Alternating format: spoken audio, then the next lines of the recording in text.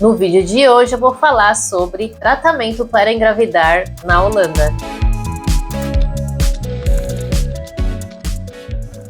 Antes de eu começar esse vídeo, se inscreva nesse canal se você ainda não é inscrito. Deixa um like que esse vídeo aqui vai ser de muita informação interessante e importante. E me comenta aqui se você teve alguma dificuldade de engravidar ou se você conhece alguém que teve dificuldade de engravidar e principalmente se você conhece alguém que tenha feito tratamento aqui na Holanda ou em outro lugar da Europa, que eu gostaria de saber como é tratamento para engravidar fora do Brasil. Esse é um assunto que eu decidi trazer no canal por dois motivos, basicamente. Primeiro, pelo óbvio, né, que todo mundo fala super mal do sistema de saúde da Holanda, um ponto polêmico na vida na Holanda, mas eu fiz um tratamento para engravidar aqui na Holanda e é um dos pontos muito positivos que eu acho muito melhor no sistema de saúde na Holanda do que no Brasil. Então, por isso, esse é um dos motivos que eu gostaria de trazer esse assunto no canal. E o segundo motivo é que eu sei que muita gente faz tratamento para engravidar e não comenta, passa por isso assim, numa forma muito solitária. Eu não comentei com muita gente, eu comentei com pouquíssimas pessoas e tive uma rede de apoio aí para passar por isso, que é um processo bem pesado, mas eu sei que tem gente que não comenta com absolutamente ninguém, principalmente quando não dá certo, né? E eu gostaria que esse vídeo fosse assim um ponto de apoio e de até esperança para as pessoas que estão passando por isso, para ter fé, para seguir em frente e acreditar que tudo vai dar certo. Comigo deu. Então, basicamente, a minha história, né, como tentante começou em torno de 2021. Na época eu estava com 39 anos. Fui no House Arts aqui, não por essa questão do tentar engravidar, porque naquele momento a gente começou a tentar naturalmente, mas fui por outro motivo e aproveitei para perguntar sobre essa questão, se eu poderia fazer alguns exames preventivos. E aí é a parte ruim do sistema de saúde na Holanda, eles não são preventivos. Então ele me perguntou há quanto tempo eu estava tentando, eu falei que eu tinha acabado de começar a tentar, e apesar da minha idade, ele falou que eu tinha que tentar por 1 ano, e se não desse certo, aí eu tinha que voltar para ver o que ia fazer. Como a gente estava começando também a tentar, a gente deu esse tempo, né? Depois de quase 1 ano aí tentando, eu voltei no House Arts, falei para ele que não tinha acontecido nada, né? Nem atrasar, a minha menstruação atrasava, e aí ele me encaminhou para um especialista, justamente também pensando já no fator da minha idade, porque eu já estava com 40 anos. Ele me encaminhou para um especialista e assim a gente foi para o hospital, né? Na verdade, eu fui encaminhada para o hospital, porque aqui quando você vai para um especialista fazer um tratamento, você é encaminhado para o hospital, ou o especialista te atende no hospital. E aí a gente recebeu uma cartinha do hospital, chamando a gente para uma consulta lá. Conversaram com a gente, fizeram, no mesmo dia já fizeram vários exames, então eu fiz ultrassom. No mesmo dia, né, nessa mesma consulta, isso que eu também achei muito legal, né, que no Brasil você iria fazer a consulta, conversaria com o médico, aí ele ia te dar uma receita para você fazer exame, aí você vai marcar um exame no laboratório para depois pegar o resultado não sei que dia, para depois voltar numa consulta. Aqui não, no mesmo dia a gente já fez tudo isso. Então a gente chegou, teve a conversa, eles explicaram qual era a conduta, né, pediram uma série de exames pra gente, alguns fizeram na hora. Então, por exemplo, ultrassom, na sala de atendimento lá no Centro de Medicina Reprodutiva, já tem ultrassom na sala, então ela já fez ultrassom ali em mim na hora para ver se estava tudo ok. Pediu alguns outros exames de sangue, alguns outros exames que precisam ir para laboratório, mas isso a gente conseguiu marcar no próprio hospital, então não tem que pegar resultado, que já vai direto, já sobe direto lá para a equipe que pediu o exame. Então, numa segunda consulta, eles, né, chegaram à conclusão de que a gente precisaria, no nosso caso, que era indicado, era fazer o que eles chamam aqui de IVF, que é a fertilização in vitro, onde eles pegam um óvulo, um espermatozoide, botam eles junto para conversar, para gerar um embrião e transporta o embrião de volta para dentro de mim, no caso, né? E aí a gente começou esse processo de fertilização in vitro. E aí a gente fez, no total, 3 ciclos, né? E cada ciclo era mais ou menos igual, no sentido, tinha que tomar várias injeções. Então eu tomei, num período assim de, em torno de 15 dias, acho que talvez um pouco menos, eu tomei cerca de 39 injeções. Num momento era 1 por dia, depois começavam 2 por dia. Porque no meu caso, como era fertilização in vitro, eu precisava, né, fazer o máximo de óvulos possíveis maduros. Então a mulher normalmente faz um óvulo por mês. Na melhor tentativa eu fiz 7. no mesmo mês. E isso ainda é pouco, porque eu sou velha. Se você pegar uma pessoa mais nova, abaixo de 30 anos, e fizer o mesmo processo, dá uns 15. Então tem uma tabela, né, de acompanhamento do ciclo menstrual e né, dessa subida hormonal que faz, porque faz uma estimulação hormonal para criar o máximo de óvulos possíveis, né, no cada caso, no meu caso. Vai fazendo vários ultrassons para acompanhar o amadurecimento desses óvulos, para ver se eles estão chegando no tamanho certo, que é um óvulo maduro. Até chegar, quando chega nesse momento, eles marcam uma punção, que é literalmente ir com um canil via vagina, sugar do ovário esses óvulos. Parece, o barulho que faz parece um... Sabe quando você vai no dentista e ele põe aquele caninho na boca para sugar a saliva? É esse barulhinho que fazia. Um pouco mais baixo, mas é esse mesmo barulho. Então no dia da punção eles sugam isso, né? Dão uma anestesia, na verdade dão lá um negócio que eu fico totalmente acordada, mas parece que eu tô meio bêbada assim, né? Suga lá os óvulos, na hora já eles abriam uma portinha, assim, era muito engraçado, abriam uma portinha, entregavam esses óvulos no que seria um laboratório, fechava a portinha, e aí no monitor, que antes ela estava olhando o ultrassom e tal, do que ela estava fazendo, ela começa a passar eles lidando lá com os óvulos no laboratório. A essa altura também já tinha feito a coleta de sêmen, então eles olhavam lá no laboratório, né, e a gente via essa parte que era, né, limpando no líquido que foi sugado quantos óvulos tinha e quantos óvulos que eles iam utilizar, porque é a questão de tamanho, né? Precisa ter um tamanho mínimo para poder ser viável. E aí nisso a gente ia para essa linha de descanso, porque tinha que esperar um pouco esse efeito dessa meio que anestesia, né? Na verdade é um opioide que eles dão. Quando passava, daí eu ia para casa e ficava inútil, porque ficava muito dolorido. Era um dia que eu praticamente não saía da cama. Esse óvulo colhido, né, eles fazem em paralelo, né, que aí eu já fui para casa, tudo eles estão trabalhando, né. Aí depois que eles, né, selecionaram lá os óvulos, eles vão à parte, né, essa parte a gente não assiste, já estou em casa imprestável, eles vão fazer o quê? Eles vão embrionar o óvulo, ou seja, eles vão pegar o esperma e colocar, né, vão selecionar mesmo, tipo, né, se tem 7 óvulos, vão selecionar 7 espermatozoides e colocar eles para conversar com os óvulos. E aí eles esperam 3 dias para ver se o óvulo vai embrionar, ou seja, se ele vai dar sequência, né, de deixar de ser um óvulo e começar a se multiplicar, e aí ele vira um embrião, que é o primeiro estágio da gravidez, né, em si, quando a gente nem imagina que tá grávida. E aí no terceiro dia, né, que um dia antes eles te ligam, já te deixam de sobreaviso que a transferência seria no terceiro dia, mas eles te ligam um dia antes para dizer se tem um óvulo viável no telefone. Eles só vão dizer que tem um óvulo viável que é para você ir, e aí eles transferem o embrião para dentro de mim lá, coloca lá no endométrio.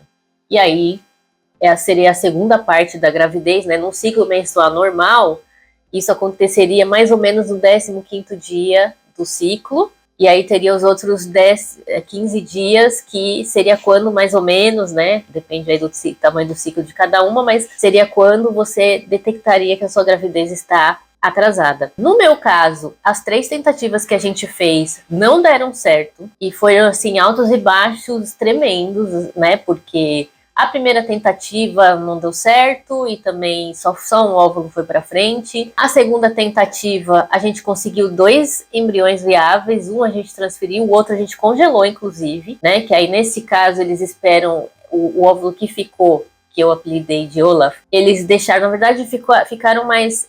Embrionou, eu acho que colhi 5 óvulos, embrionou os 5. A gente transferiu um e aí eles deixam mais 2 dias para ver se esses óvulos vão seguir em frente, né? Vão continuar se desenvolvendo. O que se desenvolver depois do 5º dia, eles congelam. E aí, desses óvulos do 5º dia, só um foi para frente, que é o Olaf, e eles congelaram. E aí, quando essa segunda tentativa não deu certo, a gente marcou para o mês seguinte para fazer só a transferência, porque tinha esse óvulo congelado. Então, na segunda tentativa, a gente teve a tentativa que não deu certo e depois uma transferência, que aí é só realmente essa parte da transferência. Acompanhar o ciclo menstrual, não tomei nenhum hormônio, nenhuma injeção, graças a Deus, e em determinado momento ir lá e transferir o óvulo. Que também não deu certo, o Olaf também falhou. E aí fomos para a terceira tentativa, que para mim foi a mais dramática, porque durante a terceira tentativa, primeiro de tudo que o início já não deu certo, gerou um óvulo. E aí para fazer Você vê, se das outras, uma a gente colheu 5, só um foi pra frente, a outra também foi uns 5, 6, 2 foram pra frente, imagina fazer a punção de 1. E aí, nesse interim que já não estava dando certo, que ela estava esperando um pouco mais para ver se algo não ia desenvolver, a médica acabou me contando que aqui na Holanda eles só fazem 3 tentativas. Porque se em 3 tentativas não der certo, eles acham, na leitura deles, é muito improvável que outras tentativas irão funcionar. E aí eu entrei no desespero danado, porque né, já era a última tentativa, dando errado. Eu cheguei, assim, no fundo, do mais fundo do poço. Eu achei que eu estava no fundo do poço antes de fazer essa tentativa. Quando eu cheguei na terceira tentativa, eu descobri que o fundo do poço era mais embaixo do que eu estava imaginando, do que eu estava percebendo. Hoje eu conto, assim, com uma certa leveza, até meio rindo, porque no meu caso, no final deu tudo certo. Mas, assim, na época foi muito difícil passar por isso, né? Todo o peso físico do tratamento, que é um peso físico muito grande em cima da gente. Toda a pressão emocional de vai dar certo, não vai dar certo. Foi assim um período muito complicado da minha vida. Um período que eu rendi menos em tudo que eu estava fazendo. Inclusive aqui no YouTube eu estava assim arrastando para fazer as coisas, sabe? Mas aí nessa última tentativa, e aí é uma coisa que eu acho, né, que antes eu acharia ruim e hoje eu acho legal da maneira como funciona aqui na Holanda, é que quando você vai fazer um tratamento no hospital e até mesmo nas clínicas de House Arts, no hospital a gente não tinha um médico responsável. A gente tinha uma equipe médica que atendia a gente. Então, por exemplo, eu falei que tiveram várias ultrassons, então tiveram várias consultas. Mas essas consultas, cada vez era com uma pessoa diferente. Por quê? Porque elas se dividem em plantões. Então, para conseguir atender todo mundo, fazendo uma agenda boa, para atender todo mundo que está procurando tratamento, eles se dividem em uma equipe e vão marcando os horários, até especialmente esse tipo de tratamento que tem timing, né? Porque precisa seguir o ciclo. Não dá para jogar a consulta pro dia depois, tem que ser naquele dia. Então, principalmente um tratamento como esse, eu passava com quem estava disponível naquele dia, porque no meu caso eu precisava fazer o ultrassom naquele dia, independente de quem estivesse lá. Mas, apesar de eu passar com vários médicos, a equipe era muito alinhada. Então, assim, o sistema era também muito completo. Acho que antes de cada consulta eles entravam lá e davam uma olhada. Então, quando eu entrava, eles já sabiam no meu caso. Também não era assim que era cada vez 10 consultas, 10 profissionais diferentes. Não, a gente repetiu o mesmo profissional várias vezes. Essa terceira tentativa, quando chegou no dia que realmente falhou mesmo, assim, que, olha, gerou um óvulo só, na verdade, uma consulta antes, a médica tinha me explicado que era a última tentativa. E aí, na consulta seguinte, que era realmente para ter certeza que só tinha um e que não ia dar certo, era uma outra médica que foi muito mais sensível e que me explicou que, na verdade, o que conta como tentativa é a punção. Se eu não fizesse punção, mesmo aquela estimulação hormonal que eu tinha acabado de fazer, não contava como tentativa. Então, o que ela recomendou fazer e a gente fez foi cancelar tudo, e aí a gente cancelou, e esperar eu menstruar e recomeçar a estimulação hormonal e tentar ver se dava certo. Fez alguns ajustes lá e a gente fez isso e conseguiu, né, isso já em janeiro de 2023, para vocês terem uma ideia. Quer dizer, a gente ficou aí quase um ano nessas tentativas de FIV, de tratamento. E aí, em fevereiro, no ciclo de fevereiro, a gente fez novamente uma estimulação, e aí dessa vez eu consegui gerar 5 óvulos, colhi, fizemos a punção, né? Fiz a transferência, consegui gerar 2 óvulos viáveis, transferi os 2, que aí nessa altura eu já estava falando com a médica do Brasil, e a médica do Brasil falou assim, na sua idade, porque eu já estava com quase 41 anos, né? Tava com 40 para virar para 41, isso foi fevereiro de 2023, em maio eu faria 41 anos. Então a médica do Brasil falou assim, ó, na sua idade, aqui no Brasil a gente já transfere 2, porque como você viu nas outras tentativas, a chance do negócio para frente é menor pela sua idade, né? Pelas qualidades do seu óvulo e tudo mais. Então a gente transfere 2 porque entendo que aí na Holanda a gravidez de gemelar é um risco, sempre. Mas na minha visão, né, era uma médica especializada em mulheres mais velhas, em problemas com mulheres mais velhas, né? Uma ginecologista. Ela falou assim, na minha experiência, na minha visão aqui, mulheres mais velhas, se tem 2, bota 2, porque dificilmente vai seguir em frente os 2. Então eu segui no conselho dela, era uma escolha minha, isso o hospital sempre perguntou quantos você quer transferir. Eles recomendavam transferir um ou transferir um. Nessa última tentativa, eu falei, quero transferir os dois. A mulher ficou com uma cara, tipo, como quem diz, é muito louca essa mulher. E eu nem olhei, falei assim, nem vou olhar, nem vou me influenciar com essas coisas, tomei minha decisão, também tô embasada com uma médica, vamos em frente, o que tiver que ser, vai ser. E aí, né, esse ciclo rolou em fevereiro, então no início de março, primeiros dias de março, era o dia D, que pra saber se tinha dado certo ou não, não deu certo. Menstruei, fiquei super chateada, porque aí era a última tentativa. Né, dentro do procedimento normal de cada tentativa, a gente ligou para o hospital para dar o resultado, e aí eles marcaram uma consulta que eles chamaram de consulta de encerramento. Esse dia que a gente ligou do resultado foi coisa assim de, por exemplo, 3 de março. E eles marcaram uma consulta para, por exemplo, também não lembro exatamente, dia 26 de março. E aí a gente foi nessa consulta do dia 26 de março, a médica, né, falou que sentia muito, que na Holanda eles não iriam em frente com o tratamento porque a chance de dar certo, né, depois de 3 tentativas era muito pequena e que o tratamento também demanda muito, não só emocionalmente, mas fisicamente, então eles não acham que é algo que a gente deveria ficar tentando infinitamente. E como alternativa, né, a gente conversou sobre os resultados, a qualidade, ela mostrou lá um monte de informações que tem lá no sistema, fez um relatório para eu levar para a médica no Brasil, porque também como alternativa, o que ela deu? Fazer o tratamento em clínica particular, e aqui eu abro um parênteses que eu não abri no começo, meio propositalmente, que é todo esse tratamento que eu fiz.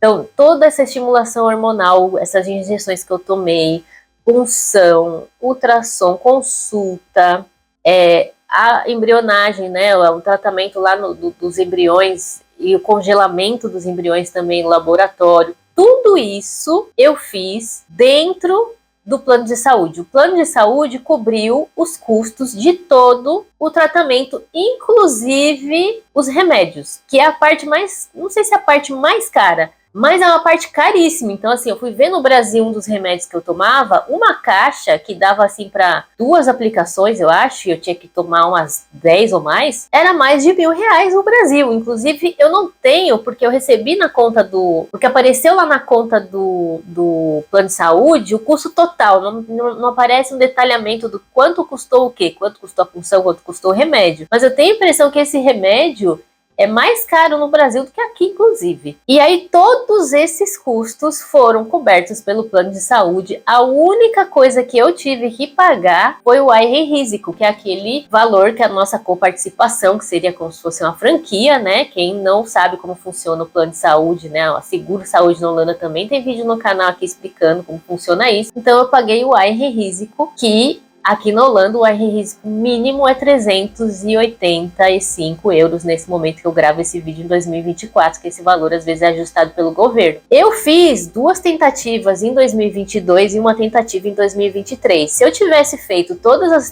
tentativas dentro do mesmo ano, eu teria pago um risco. Como eu fiz uma tentativa no ano, 2 tentativas no ano e uma tentativa no outro, eu paguei o risco 2 vezes. E aí nessa consulta de finalização, a gente conversou sobre todas essas informações naquela viu no sistema que ela explicou pra gente, fez um relatório e falou que eu poderia, né, uma das alternativas é procurar clínicas particulares na Holanda. Clínicas particulares na Holanda, que ela deu até o nome de 3. Eu teria que pagar tudo do meu bolso, e para vocês terem uma referência, o que veio no plano de saúde foi quase 3 mil euros cada tentativa. Só que assim, pensa que o plano de saúde faz tudo tabelado, ele põe o custo, ele define quanto ele vai pagar por uma punção, quanto ele vai pagar no remédio, quanto ele vai pagar numa consulta, que sempre é um valor bem baixo ou bem justo, pelo menos. Agora, quando você vai numa clínica particular, eu duvido que eles vão cobrar o mesmo que o plano de saúde cobra. Eu tenho certeza que deve cobrar bem mais caro, até porque quando você vai numa clínica particular, é porque você já esgotou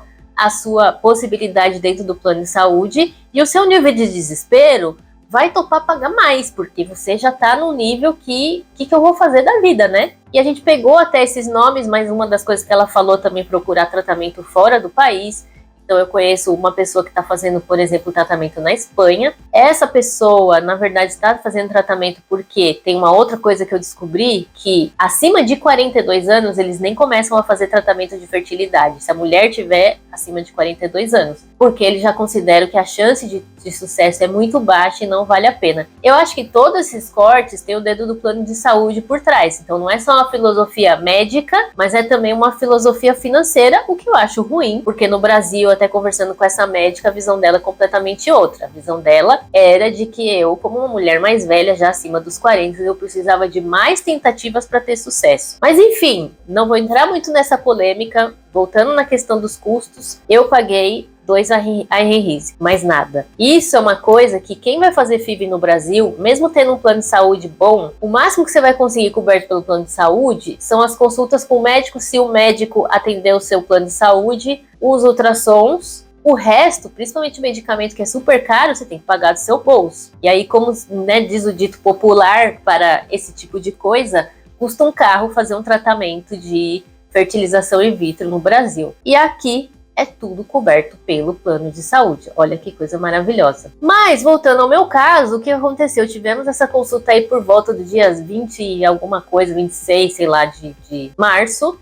E aí, coisa de 1 ou 2 semanas depois, que deveria acontecer o quê? Eu deveria menstruar. O que aconteceu? Não menstruei. Depois de todo esse tempo tentando engravidar, né? Teve um time entre uma FIV e outra, que poderia ter acontecido alguma coisa, não aconteceu. Depois de 3 FIVs, o que aconteceu?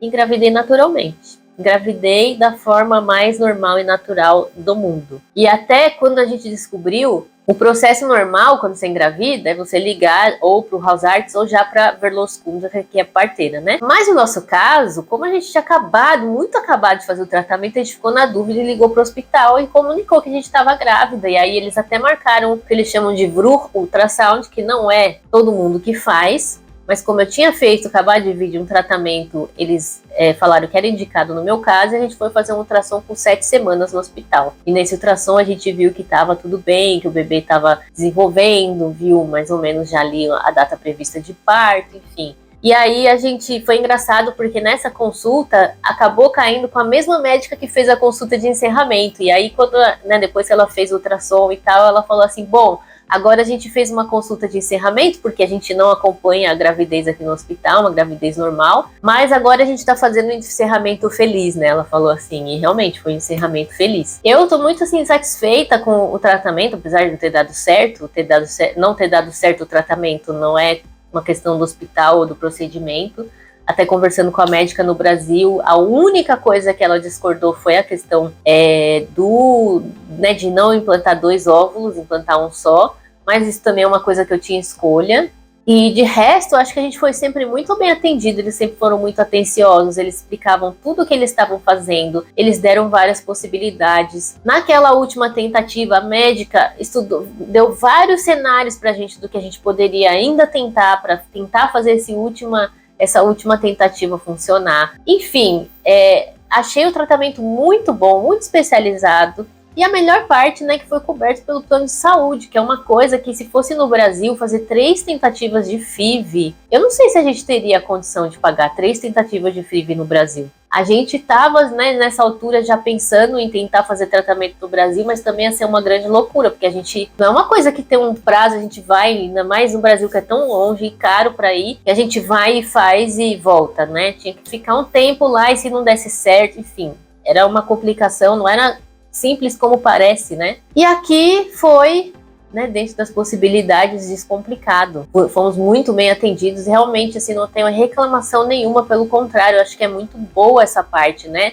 E reforça um pouco uma ideia que eu tenho e que eu converso com outras pessoas, e outras pessoas também falam isso, que às vezes o atendimento primeiro nível, que é o Hausarzt, não é muito bom, porque o Hausarzt não é uma pessoa especialista em certos assuntos, né? Então as coisas básicas do dia a dia deveria funcionar bem com ele. Outras coisas mais complexas, às vezes eles, né, não são tão preventivos, não vão ter informações tão detalhadas, às vezes, de algum assunto que é muito mais específico, tem essa, às vezes, dificuldade de aceitar em te transferir para um especialista. Mas o tratamento de segundo nível, que é o especialista, é muito bom na Holanda. Não tem, assim, o que falar, entendeu? Equipamentos bons, a punção, que é a parte mais delicada do tratamento que eu fiz, foi muito tranquila, foi muito bem feita. Eu não tive sequela ou alguma coisa do tipo, né? Enfim, e nós nos sentimos, assim, muito bem acolhidos em tudo, inclusive na parte emocional, elas eram bem delicadas sobre tudo, sabe? E para quem tá aí nessa questão de tentar engravidar, que, né, posso falar por experiência própria, o quanto é difícil, o quanto emocionalmente demanda a gente pra caramba, trago aqui o meu testemunho de tenha paciência. Eu sei que é horrível ouvir alguém dizer tenha paciência. Era a coisa que eu mais odiava ouvir quando eu tava fazendo meus tratamentos, quando as coisas não estavam indo bem. Mas tudo pode acontecer. E isso é uma coisa que é da minha experiência, mas que eu ouço de outras pessoas também, que também tiveram dificuldade, né? E depois deu certo, tudo pode acontecer. Até como aconteceu comigo, né, de você desistir e achar que acabou, fim da linha, e de repente o negócio vai lá e acontece, tá lá minha filha, eu tô aqui fazendo vídeo, minha filha está lá dormindo no quarto. E aí o que eu lembrei? Que eu não trouxe babá eletrônica, então ela pode ser que ela está chorando e eu não tô ouvindo. Então pelo horário ela deve estar dormindo ainda. Enfim, gente, era isso que eu queria trazer nesse vídeo. Força para você que está fazendo tratamento para engravidar, para você que é tentante. Não é muito fácil como parece, né?